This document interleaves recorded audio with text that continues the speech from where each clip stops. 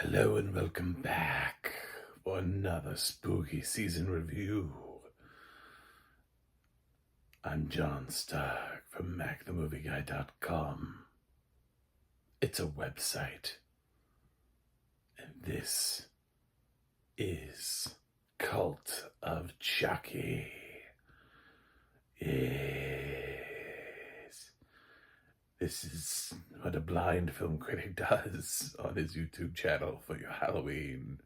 This is very high tech. Yes. All right. Cult of Chucky is the final Child's Play film, technically, in Chucky's universe. After this, they tried to reboot the franchise with, and we'll get into that in a different review, but Cult of Chucky is what leads into the Chucky TV series. This even brings back Alex Vincent to play Andy Barclay, to tie everything together. So we've got Mika, who was introduced in the last film, who is played by Brad Dourif's daughter. And then we have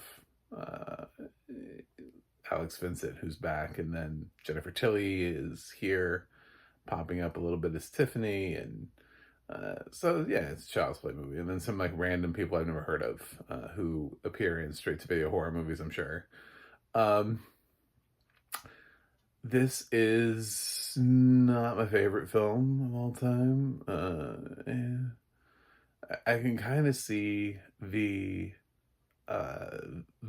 you know, things are moving towards where the Chucky TV series is headed, and this kind of sets it up a little bit. There are certain elements of Cult of Chucky, but I thought it was really just kind of a really jerky transition between Curse and Cult.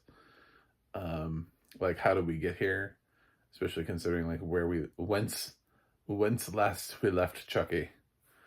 And I just had a lot of questions in general, like about the series and about the, I was like, well, fine, we'll just, I mean, who has ever looked at the Chucky franchise and been like, this doesn't make any sense? So I was like, whatever. If this is what you want to do it. It doesn't really matter. But this is the franchise where Mika's now in a psychiatric hospital. She's at one that's a little bit worse than the other at the beginning. She's like undergoing, I don't know, electroshock therapy, and then she moves to a nicer facility. And where the patients are nicer, and they all have these like traumatic pasts, and they've all done things, and they start playing with like Chucky, like good guy dolls that are all named Chucky for some reason as like part of therapy. It's very odd. But that's their life choice. And we find out that, well, they're all alive. Which is basically how the Chucky TV show does it.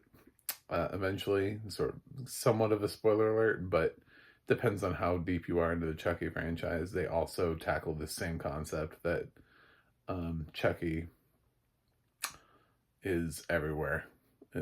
Chucky is all. Chucky is every good guy doll at some point. So this ends up, yeah, and of course people in the facility end up getting sort of brutally murdered one by one.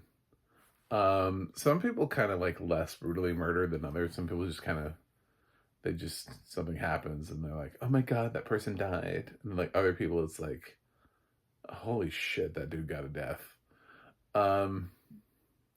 There was one guy where it was just like, I was like, damn, that dude got it. Like, but then like other people, like they just find like one like in her bed. You know what I'm saying? Like we don't even see her kill sequence. And it's just, it's very different for her than it is for this other guy. It's just like, oh my god. So yeah, there were a couple deaths there I was just like, damn.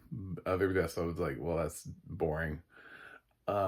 So I don't really know what to say about this. It's still Don Mancini, who's been leading the franchise in an odd direction, but sort of understanding a little bit of what Chucky is, but he's kind of all over the place because I felt like in Curse of Chucky, he was trying to take Chucky back in a serious direction. And then in Cult of Chucky, now we're moving back into a campy direction. And it's really hard to ignore that. Like, it's really hard to ignore the fact that like, we had three films, and kind of the first two take him seriously. They're like, no, people are legitimately afraid of Chucky. The third film kind of starts to open it up a little bit to the idea that he might be silly. And then we jump to Bride of Chucky, where it's definitely nobody's taking anything seriously. It's just comedy, gore stuff. It's nonsense. Then Seed of Chucky is just wide silliness. It's the closest thing I can get to the Chucky TV series is the tonality in Seed of Chucky, where it's like really over the top gore mixed with insane nonsensical comedy. And then we backed off for Curse of Chucky and played it straight, like as straight as we could anyway, for that film. Just, yeah, violent, and Chucky was menacing, and people should be afraid of him. Pretty straight, not really for comedy. And then finally, this film has comedy to it a little bit. Like, it's coming back into its own, and I can see the shades of Chucky in this TV series. But at the same time, I feel like it's still not quite where Seed of Chucky was, which is probably the campiest of all of them. So, yeah, it's been a ride. Because I had never seen Curse or Seed. Actually, I'd never seen anything past Child's Play 3. To be totally, yeah, that's right. I'd only seen the first three Child's Play films, but I'd seen each one of them at least more than once. So I was just really more like an OG Chucky fan.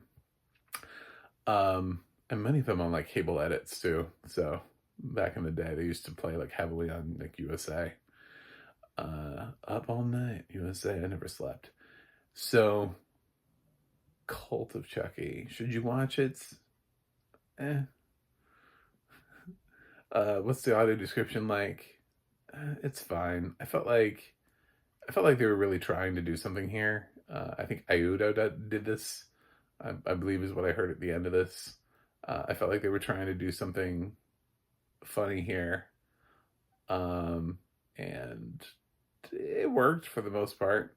So they were trying to keep in step with what was happening on screen. The gore is described, the comedy. So yeah, I was pretty happy with it. I just don't know this is my favorite entry in the franchise, but I'm not really sure that,